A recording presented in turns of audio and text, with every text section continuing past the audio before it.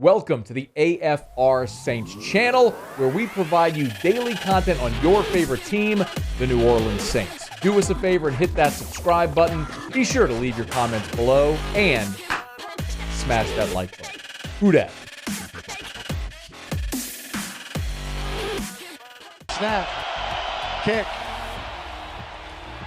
You hear the silence, and that's a good thing to hear. It is good. Brian Johnson nails it from 33 yards out.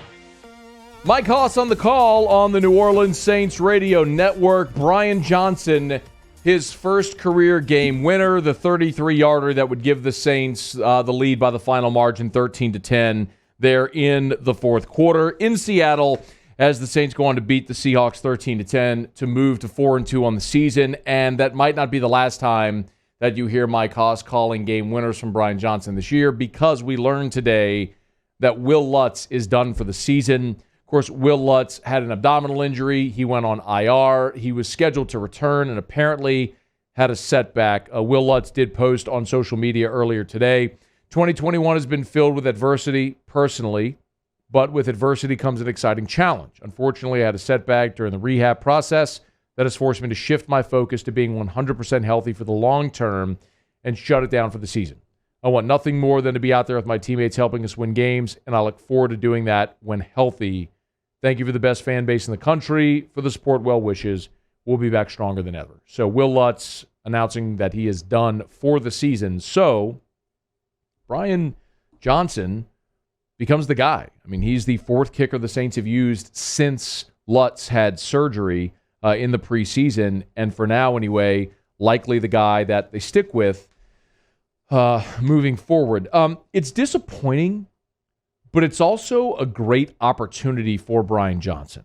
Johnson is a guy that was an undrafted free agent out of Virginia Tech, and he wasn't a guy that at Virginia Tech was massively successful.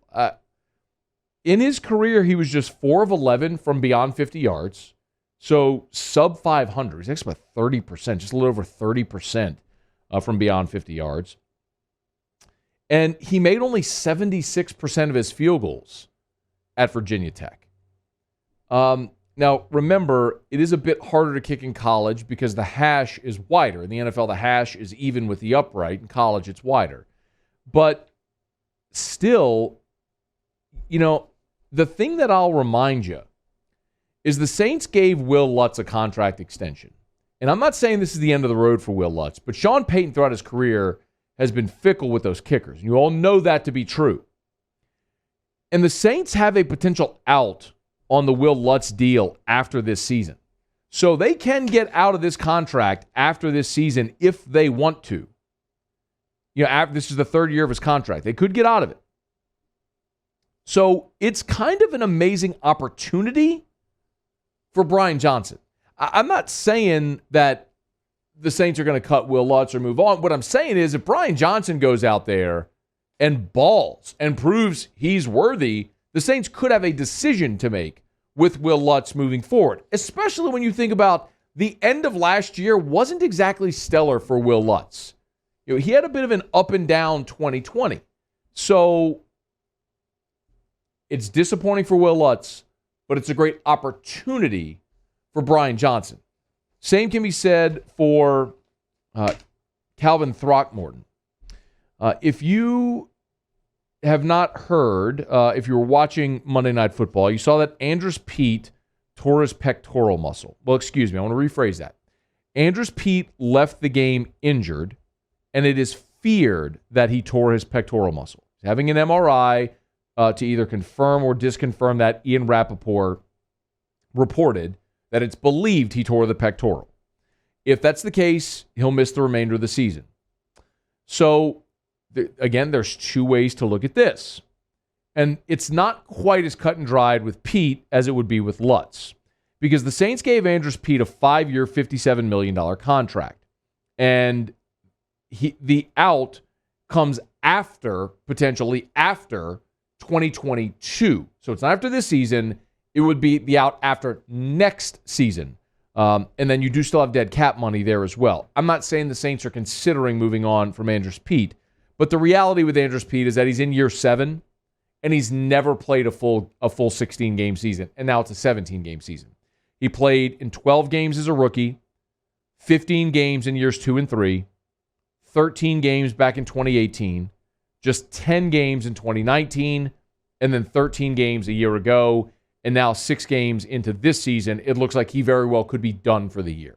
So this is a guy that undeniably has been injury prone. I did chuckle a little bit when on the broadcast last night they said that Andrus Peat's one of only 4 guards that's made 3 consecutive Pro Bowls. Well, nobody wants to play in the Pro Bowl anymore, so a lot of guys choose to opt out of the Pro Bowl. So by default, somebody's got to go. The Pro Bowl just doesn't mean what it used to. And at times, Andrus Peat has been a good player. I'll tell you the most value that Peat has brought, aside from being your starting left guard, is the fact that he also has been at times a backup left tackle when Teron Armstead has been injured. The fact that this year when Armstead was hurt, you brought in James Hurst to play left tackle means Peat's value as a swing guy isn't as high because you have that guy to fill that role. So it's disappointing, but it's not surprising because we've been through this with Andrus Peat literally every year that he's been in the NFL. I feel terrible. You never want anybody to get injured, so please don't misunderstand me there. It's just not a surprise that Peat is hurt because we've seen it literally every year he's been in the league. And if you're the Saints, you have to start to consider realistically what your options are with an injury-prone player when you have a lot of money tied up into him. And I know people will say, well, trade him. That sounds great, but you have to have a trade partner. You have to have someone who's willing to take Andrus Peat and his contract if you're going to trade him. It's that option, or you get to a point where you decide if you're going to cut him, which I'm not saying they're at that point. But similar to Brian Johnson, this is a great opportunity for Calvin Throckmorton. He started 3 games while Eric McCoy was out and Ruiz moved to center, started 3 games at right guard. Now is going to be his opportunity, presumably, to start the rest of the season at left guard. He's a starter. Calvin Throckmorton, an undrafted free agent, is an NFL starting offensive lineman now. What does he do with that opportunity? That is going to be a big part of the storyline moving forward for the remainder of the season for the New Orleans Saints. With several injuries and guys that are going to be down for the year, other guys have had the opportunity to step up. We haven't seen it with the wide receivers.